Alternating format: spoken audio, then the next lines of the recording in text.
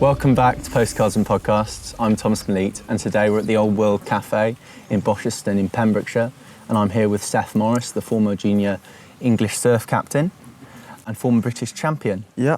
And we're going to be discussing how important surfing is to Pembrokeshire's culture. Yeah. And just a bit about Seth and what he's doing and what he's done. Yeah. You're right, buddy? Yeah, I'm happy to be here with you guys. And it's good to have the opportunity to sit down with you and just talk about surfing in Pembrokeshire and how I've sort of grown up here, just learning to surf, because it's been a big part of my upbringing and like growing up. So yeah. Well, how did you get into it? When I was about 8 or 9,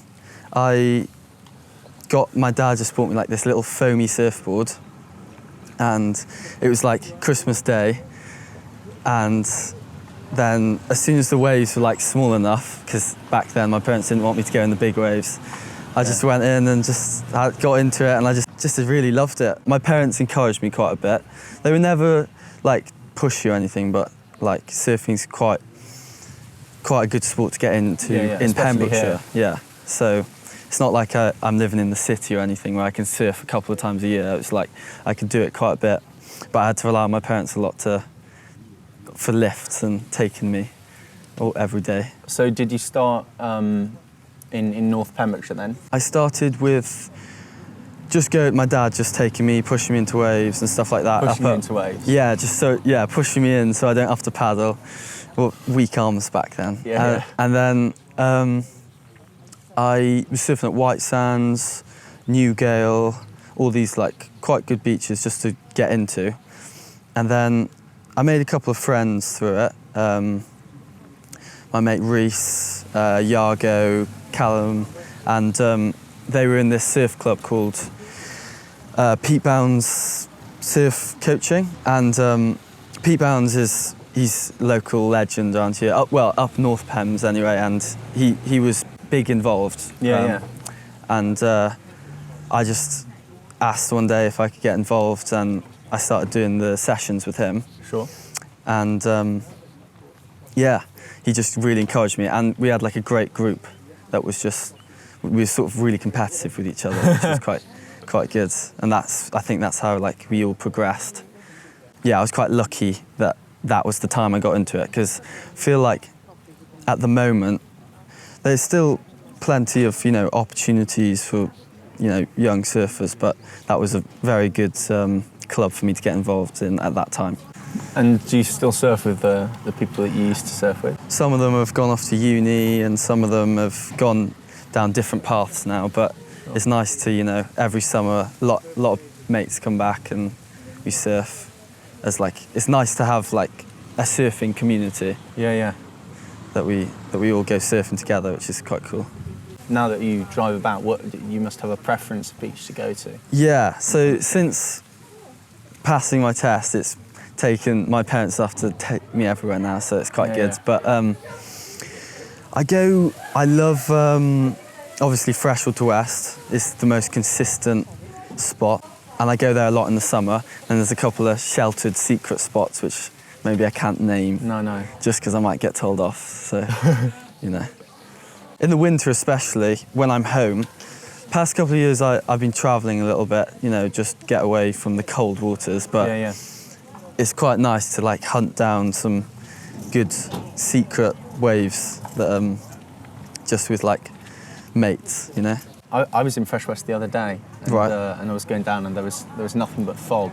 Yeah. And you couldn't tell where the coast was. Yeah, the other day it's pretty foggy, wasn't it? I was lifeguarding the other day, actually, that day. What, when I was down there? No, not Fresh. I was lifeguarding up North Pems, and we had to red flag the beach. When did you decide to do it competitively, even though you were obviously doing it competitively with your mates? Yeah. I wouldn't say I was hugely competitive until I got into surfing, but once we started with Pete Bounds, I just found that I just wanted to it was great fun, and there's a lot of surfers in that club, just kids that I was just looking up to, and I just wanted to be as good as them, if not better.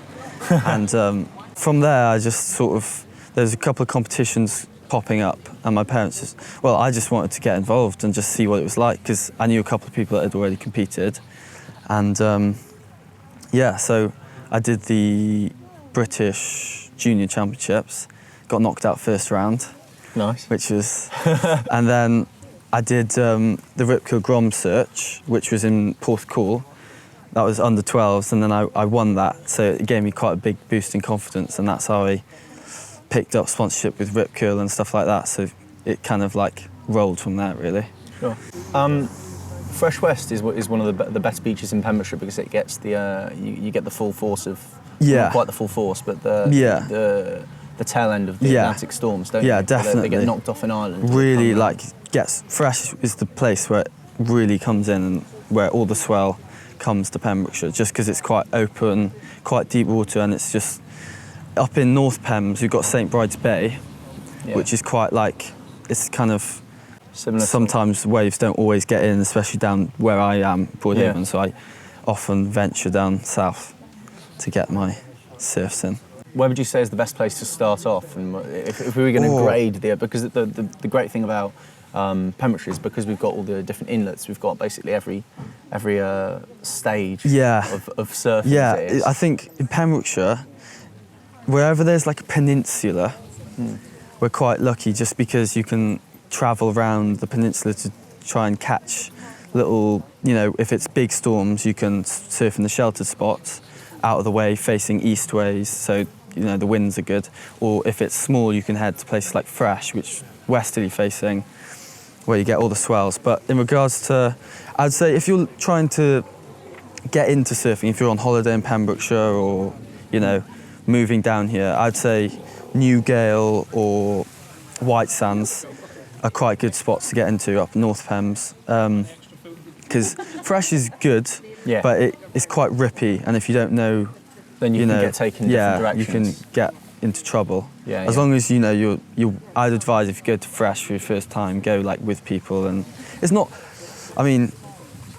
like deadly. Well, it can be deadly with the rips, but I'd advise never go there on your own if you're going like first time or surf. It's life guarded for a reason. Yeah, exactly. Especially if it's like stormy or big waves.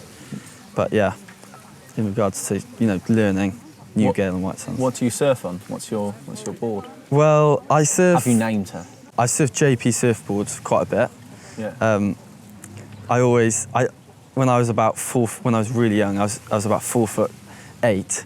I was riding like 6 foot boards, really tall for me. And as I started getting better, I started going shorter and shorter and shorter until I was on like a 4'6" board. And then I started growing and I started getting bigger and bigger. Yeah. And now I'm on like a 5'9" matter shapes at the moment. But I'm looking to, I'm open to trying like loads of different equipment and just like not sticking to one shape or brand or whatever, just trying to like basically get experience on all types of surfboards. So obviously surfing's a massive part of local culture and heritage in Pembrokeshire. Should we talk a bit about Paul Ryder and his boards and the way that he sort of kicked off surfing into a more competitive field? Yeah. How you represented PSR? Yeah. When I was about 12 or 13, there's the PSR Surf Club, which was, generated and named after Paul Ryder, and they also put on this thing called the Paul Ryder Surf Cup, which I did for a couple of years. I was quite young compared to the other surfers, but I got into it quite late. But I did do the Paul Ryder Surf Cup for a couple of years, and that was great fun. Great to have like a local competition down here. Yeah. And obviously Paul Ryder, I think he's had quite a bit of influence on the surf community. I know that a lot of people held him in a high regard, and that surf cup that was put on in memory of him was it was great fun, and we haven't really, other than that, really had many other local surf competitions. I think it'd be great to carry that on to encourage new kids to get Morris involved. Cup. Well, but I think it's quite important to just like encourage it, and that was a big part of how I got encouraged into it, just surfing with the older people. It's a lovely gesture, isn't it? It's something that ties the different generations together, isn't it? Something. And they also did a competition with they did a retro surfboard competition, which I think I was a bit young or not old enough to... Didn't have a retro board, or? My dad has one, but I wouldn't have been able to control it because he's like way bigger than me, and I was quite young. But they did this retro at Fresh, which I saw online and stuff like that, which was quite cool, and that was a PSR run event. But in recent years, it seems that there's less like local events going on. But it'd be good if that was to carry on or get back up and running again. Well, even though at the start of lockdown recently, that they counted surfing as an exercise that you couldn't do. Yeah, I know. Yeah, which is insane. Yeah, in lockdown, I had quite a bit of time off from surfing. But it was nice to get back into it when lockdown finished. Well, with that in mind, how did you sort of keep it fresh? Did you just focus on other things? Yeah, I focused on other things, like other passions other than surfing, and just trained a little bit. I got into training and just keeping fit. And then when lockdown came to an end, I think everyone was just keen to get back in the water. And it's probably just after lockdown was probably the most amount of people that I've seen in the water surfing, just because I feel like everyone was just desperate to get back in after this like long period of just not surfing at all. But and that was nice to see. Just I know a lot of people that like to keep it quiet, and a lot of they don't want places to get too overcrowded. But for me, obviously, you've got to... for me, personally, I love to see lots of people, enjoying it and getting in the water. Well, I think there's just a lovely community about it. As I was saying, when I went to Fresh the other night, just after that, it was freezing cold, and everyone's just... But there were like 10 to 20 different surfers just sort of sat about, and they all had their vans there, and somebody had a little fire and a little wooden... well, it wasn't wooden, like a little metal stove going, and it was just a beautiful little community, and everyone was just chatting around. It is. I think it's important to have, like a surf community, just because, it's like anything else, like, whatever sport or like passion you have, if you're doing it together and like within your, within a group, I think it thrives more and you can enjoy it more. I always enjoy surfing more when I'm surfing with my mates or surfing with a group of people, just because I find that when I surf in the winter, I'm always surfing on my own and stuff like that. So it's nice when summer comes around. And it's nice because a couple of mates of mine have set up this like little group called the Liquid Knife Crew. And it's like a group of us, like mates from up north Pembrokeshire, that we just sort of, like, we're just a group that just goes surfing together, and we're trying to just make like little clips and videos and make surf films and just be creative with it, which is quite exciting. Hopefully got some like goals for that and stuff. Yeah, so hopefully we can keep that running, because it's quite cool to have a group. So rolling off the Liquid Knife Crew and the camaraderie that's found there, going into lockdown, obviously you can talk with them and that, but it's not the same as going out and surfing with them. Yeah, I imagine. Yeah, I mean, lockdown was quite a funny stage. Yeah. But we all, we're quite lucky nowadays with social media. You can keep in touch and keep, talking about, surfing or whatever. But yeah. Do you think there's something to be said for the sort of the relaxing effects of doing something like surfing or a sport or something? Really, definitely. I feel like if you're lucky enough to have found what you like, for me it's surfing, and I feel like surfing is something I could always go back to, and I feel like that's for a lot of people, especially people living just anywhere, but Pembrokeshire is where we live, and if you've got surfing here, it's always something you can go back to no matter what. if you got a board and a wetsuit, then you can head out and just be on, like, whether it's with your mates having a laugh, whether it's just going for a surf on your own, or just going out and enjoying like the elements, and just no matter what I'm feeling, I can just go surf, and whenever I get out, I'll just be like happy and like I feel fulfilled. Yeah. Because that's very important. Well, this is it. I think in lockdown there's obviously been a rise in negative mental health incidents, and I think that having something like that, which we're saying which is fulfilling, is a real fine example, and very fortunate that we have it just at our door in Pembrokeshire.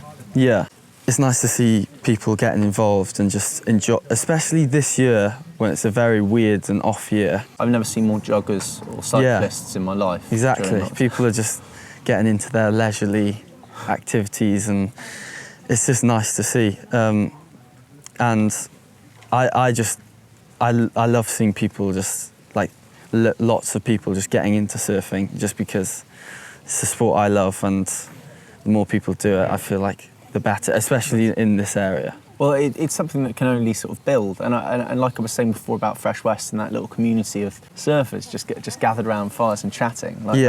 It's the perfect. It is almost I don't want to say panacea or cure, but you can talk to each other. You've just been in the water. The water's there. You've got the sounds going off. Exactly. Like also, it was almost seemed like after lockdown, surfing was like my social life. Be able to catch up with them out in the water, then go catch waves, and just it was very good to like get back into a bit of normality that way. Sort of ease back into it, but I'm quite fortunate to have that. Some people don't have that, in the city or wherever, if they can't get out and get out into the sea. We're sort of quite blessed in Pembrokeshire. Places. Yeah, that we can sort of just go in the sea and enjoy like what we have. Surfing was meant to be in the Olympics this year. Yeah. But I was wondering, like, how a landlocked country is going to be getting involved in that at all. I mean, like, what do you think? Is it? I've surfed against competitors from Germany, and I mean, I know Germany has a little bit of coast, but I feel like it would be mainly coastal countries that aren't landlocked. Like France, Portugal, Brazil, Hawaii, America, I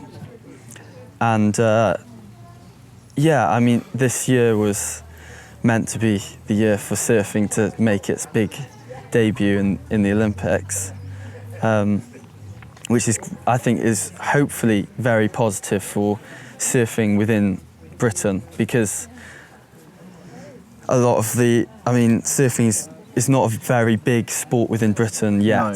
Just in Cornwall. It's just around mainly here. Cornwall and Wales as well. Yeah. But other than that, it's sort of not very big. It's not like other big sports like football or rugby.